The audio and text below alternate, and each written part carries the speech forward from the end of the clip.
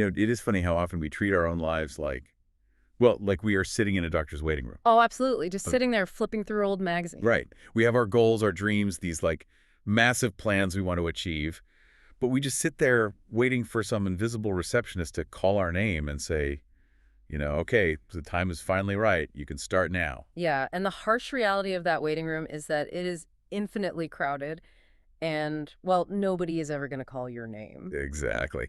Which is exactly the trap we are dismantling today for you, the learner. We are looking at a stack of incredibly insightful transcripts there from 2 videos exploring the law of action. It is such a vital topic to dig into. It really is. So, the mission for today's deep dive is to figure out how to completely short-circuit that destructive loop of waiting for the elusive right time.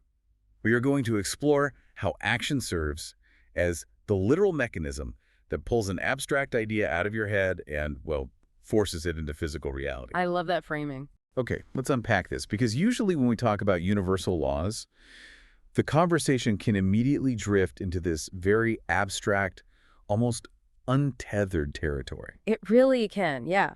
Which is why we need to ground it immediately. My goal today is to examine not just the surface level of what this concept is, but to really dig into why it forms the psychological, historical, and honestly, the biological foundation of human progress. Which is a huge claim. Right. Because once we strip away the abstraction and look at the underlying mechanics, it stops being a philosophical concept and becomes a highly tactical tool, a tool that you can actually apply to your procrastination habits this very afternoon. Okay, let's start with the framework then. The material positions the law of action as part of the 12 universal laws. Yes, exactly. And most of us are at least somewhat familiar with things like the law of vibration or the law of attraction, right?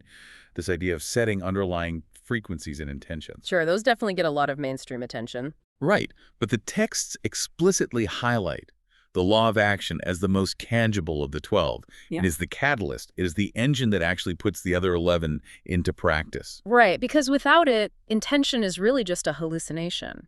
The analysis describes it as the physical bridge from desire to achievement. A physical bridge, I like that. And what's fascinating here is how this isn't just a modern self-help trope, If you examine the historical context provided in the sources, you see this exact imperative anchored deeply in ancient spiritual traditions. Long before modern psychology was even a thing. Exactly, long before we had the clinical terms to define it. Yeah, the documentation points specifically to Buddhism and Hinduism, actually. Yes, so in Buddhism, you have the Eightfold Path, and a massive non-negotiable pillar of that path is right action. Right action. Meaning what exactly in this context? Well, the underlying philosophy is that you cannot simply meditate your way into enlightenment while your physical movements in the real world completely contradict that state of mind. Your physical behaviors must perfectly mirror your spiritual intentions. Ah, so it has to align. Right. And similarly, in Hinduism, the concept of karma is fundamentally a law of action. We often misuse the word karma today to mean a sort of cosmic revenge, but its truest definition dictates that our actions have direct compounding consequences. So it is not passive at all. Not at all. It demands an active, deliberate shaping of your destiny rather than just a passive surrender to whatever circumstances you are handed. It's the same thread running through the New Thought movement too, right? The idea that we are active co-creators of our reality. Yes, exactly. It places the responsibility entirely on our shoulders. Rather than expecting the universe to act like a cosmic vending machine. Cosmic vending machine, exactly. I love that. But what really caught my eye is that we don't just stay in the metaphysical realm here. The transcripts boldly connect this spiritual concept to some of the heaviest hitters in the history of science. I am talking Isaac Newton, Albert Einstein, and Charles Darwin. And this is where the synthesis gets truly brilliant, in my opinion, because it proves that action isn't just a spiritual requirement, it is a physical and biological absolute. Okay, break that down for us. Start with Newton. Sure. Take Newton's third law of motion. To every action, there is always opposed and equal reaction. The texts apply this directly to the inertia of human existence. Right, because we all learn in grade school that an object at rest stays at rest, but we rarely, if ever, apply that to our own behavior. We really don't.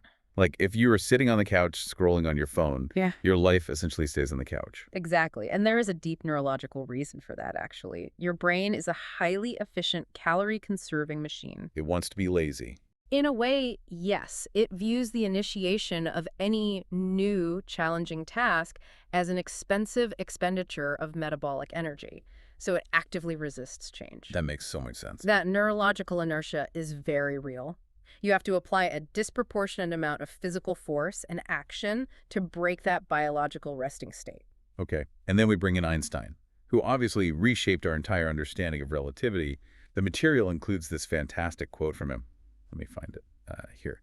Life is like riding a bicycle. To keep your balance, you must keep moving. It is such a great quote. It is.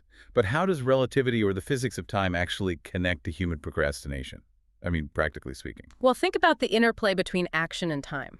When you procrastinate, time dilates in a psychological sense. The longer you put off a task, the heavier the dread becomes. Oh, absolutely. The mountain just looks taller and taller. Exactly. And the more daunting the obstacle appears. Einstein understood that forward momentum is the only way to maintain equilibrium in a universe that is constantly expanding and changing. Movement prevents collapse. Wow. Okay, and then Darwin rounds out the trio with the theory of evolution. Right. The text points out that survival isn't about being the absolute strongest or even the most intelligent. It is about taking action to adapt. Precisely. The species that survive are the ones that dynamically interact with a shifting environment. They don't just wait around. No, they're the ones who don't wait for the environment to become comfortable again. They Improvise, they move, and they act. So putting this all together into a modern context, is the law of action basically like having a state-of-the-art GPS system in your car? Okay, I'm following. Like the other universal laws, your intentions, your positive mindset, they essentially program the destination, right? They calculate the most efficient route. Right. But the car is fundamentally useless until you actually press the gas pedal. That is a highly accurate way to visualize it. I mean, whether you are looking at an ancient text defining karma or a physics textbook defining inertia, they both arrive at the exact same undeniable conclusion. That existence requires movement. A calculated route means absolutely nothing without acceleration. Okay, I get the GPS analogy, but practically speaking, when I am staring at my laptop at 8 in the morning, the inertia feels less like abstract physics and more like, well, paralyzing anxiety. Oh, I think everyone listening can relate to that. Right. If science, history, and philosophy all universally agree that action is this absolute requirement, why do we fail at it so consistently? I mean, people genuinely want to achieve their goals. We don't want to be stuck. And that brings us to the most crucial pivot in the source material. The conversation has to shift from the mere requirement of action to the quality and alignment of that action. The quality of the action. Yes. The distinction here is razor sharp. The law of action is not about just working hard or being busy for the sake of feeling productive. Oh, man. Here's where it gets really interesting, because I see this modern trap constantly, and honestly, I fall into it myself all the It's time. incredibly common. It is remarkably easy to just act busy.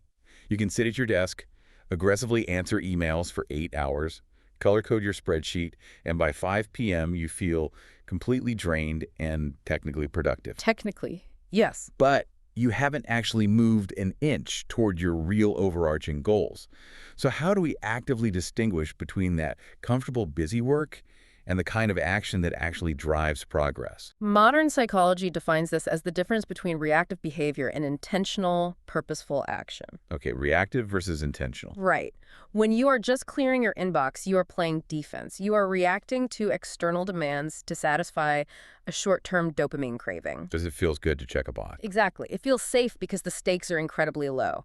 But for action to actually alter your reality, there must be absolute alignment between your internal thoughts, your foundational beliefs, and your physical movements. But wait, if I am terrified of taking a massive risk, say, finally launching a business, or initiating a really difficult conversation to save a relationship, how do I get my beliefs to align with the action I need to take? That is the hard part. Because right now, my belief is just, well, this is dangerous and I'm going to fail. And that fear is exactly why we default to the busy work. We use trivial tasks to shield ourselves from the vulnerability of taking what the literature calls inspired action. Inspired action. Yes. Inspired action is driven by your intuition and core values, rather than societal norms or obligation. But as you pointed out, inspired action almost always requires stepping out of your comfort zone. Which freaks the brain out. Entirely. It triggers the brain's fear centers immediately. So how do we bypass that fear? Because it feels so loud. The material emphasizes that this is where rigorous inner work is non-negotiable. You cannot just force aligned action through sheer willpower if your internal psychological landscape is littered with negative self-talk. The texts mention practices like mindfulness, meditation, and journaling. But frankly, those terms get thrown around so much, they almost sound like generic self-care platitudes at this point. They do sound like buzzwords, I agree. Right. So how are we actually supposed to use them here in a practical way? You have to view them not as relaxation techniques, but as diagnostic tools. Think of it as a cognitive audit. A cognitive audit. I like that. When you journal in this context, you aren't just writing about your day, you are actively mapping out your negative thought patterns. So it is highly targeted. Very. You might use a framework like fear setting, where you explicitly write down the absolute worst case scenario of taking that risk. Just staring the fear right in the face. Precisely. By forcing those vague, paralyzing anxieties onto paper, you often realize your amygdala is wildly overreacting to a perceived threat. You have to make the unconscious sabotage conscious before you can dismantle it. That makes a lot of sense. The journaling exposes the faulty wiring so you can actually fix the machine. Exactly. Because if you act solely out of obligation or unexamined fear, it leads directly to burnout. And nobody wants that. Right. But when you take inspired action, even when it involves significant risk, it is usually accompanied by a deep sense of fulfillment. It aligns with your internal compass, which provides the sustainable energy required for long-term success. Yeah. Okay, so we have established the foundation. We need purposeful, inspired action, not frantic busy work. And we have to audit our internal beliefs so we aren't unconsciously hitting the brakes while pressing the gas pedal. Perfect summary. But let's get incredibly practical now. You, the listener, are sitting there right now. You know exactly what you need to do. You have audited your fears. Your goals are clear, but what you are still hesitating. You are staring at the blank screen. Exactly. You are staring at the blank screen. What is the actual toolkit for materializing action in the real world today? The material outlines a highly specific, tactical toolkit. And it begins with a technique specifically designed to conquer that exact micro-moment of hesitation you just described. Okay, what is it? It was popularized by author Melanie Robbins, and it is known as the 5-second rule. Oh, I am familiar with this, but I have to push back a little here. Okay, go for it. The rule is basically that when you have an impulse to act on a goal, you just count down 5, 4, 3, 2, 1, and physically move. That is the gist of it, yes. Honestly, counting backwards sounds incredibly reductive. Does modern neuroscience actually support the idea that just counting from 5 to 1 can cure chronic procrastination? I know it sounds deceptively simple, but the neurological mechanism behind it is actually fascinating. Really? How so? Well, when you feel that hesitation, your brain's default mode network is taking over. The amygdala recognizes the discomfort of the impending task and immediately floods your system with excuses to protect your energy. Right, the whole calorie saving thing again. Exactly. By counting backward, 5, 4, 3, 2, 1, you are engaging in a task that requires focus. This disrupts the default thought pattern and physically draws blood flow away from the amygdala and into the prefrontal cortex. Oh, wow. The prefrontal cortex being the part of the brain responsible for logical decision-making and deliberate action. Precisely. You are essentially waking up the executive center of your brain just long enough to initiate physical movement before the emotional center can paralyze you with self-doubt. So it sounds like a manual override switch for the human brain. That is exactly what it is. You are literally short-circuiting the procrastination algorithm before it has the processing time to fully boot up. That is a brilliant way to frame it. You are manually overriding the brain's evolutionary desire to conserve energy. The literature notes that while it requires a burst of willpower initially, repeating this override eventually builds a new neural pathway. Neuroplasticity. Yes, transforming decisive action into an automatic habit over time. Okay, so the 5-second rule is the spark plug. It initiates the engine. But, a spark isn't going to drive the car across the country. What comes next in the toolkit? The immediate next step is clarity of purpose. The 5-second rule is completely useless if you don't know where you are going. You will just sprint in the wrong direction. Which is exhausting and counterproductive. Very. Action must be directed. The texts strongly advise against vague aspirations. You must define your goals with surgical precision, write them down, and reverse engineer them into a roadmap of microsteps. Right, because if your goal is, say, write a book, The 5-second rule won't help you at all. It's just too massive. Way too massive. But if your goal is open a laptop and write one single paragraph, well, you can count down from 5 and execute that immediately. Exactly. Which feeds perfectly into the next crucial component the transcripts highlight, which is consistent effort. Consistency. Consistency is the absolute cornerstone here. The material emphasizes that monumental achievements are rarely the result of one massive heroic leap. They never are. They are the result of daily, incremental actions compounding over time. It is the steady accumulation of momentum that eventually becomes an unstoppable force. And as you are building that momentum, the transcripts stress the importance of celebrating success, but they use a very specific analogy that I found really interesting. Oh, the garden analogy. Yes, they compare celebrating small wins to planting a seed in a garden. The more you celebrate, the greater the future harvest. But what is actually happening there mechanically? Why does celebration matter so much? Well, the text uses a somewhat traditional agrarian metaphor of planting seeds. Neurologically, what you are doing is engineering a dopamine loop. And a dopamine loop, okay? When you achieve a micro goal and actively take a moment to celebrate it, your brain releases dopamine. And dopamine is not just the pleasure chemical, it is the molecule of motivation. Oh, I see. It's like reaching a save point in a very difficult video game. Yes. It gives you the psychological relief and the motivation to tackle the next harder level because you feel that tangible progress. Exactly. You are chemically reinforcing the behavior, ensuring that your brain will literally crave that same action tomorrow. That is so powerful. Now, we have talked a lot about goals and productivity, but I want to make sure we broaden the scope here. Good idea. Because it is so easy to view this entirely through the lens of career advancement or financial wealth. Does the material limit the law of action to just material success? Not at all. In fact, they emphasize the massive scale of action across all dimensions of life.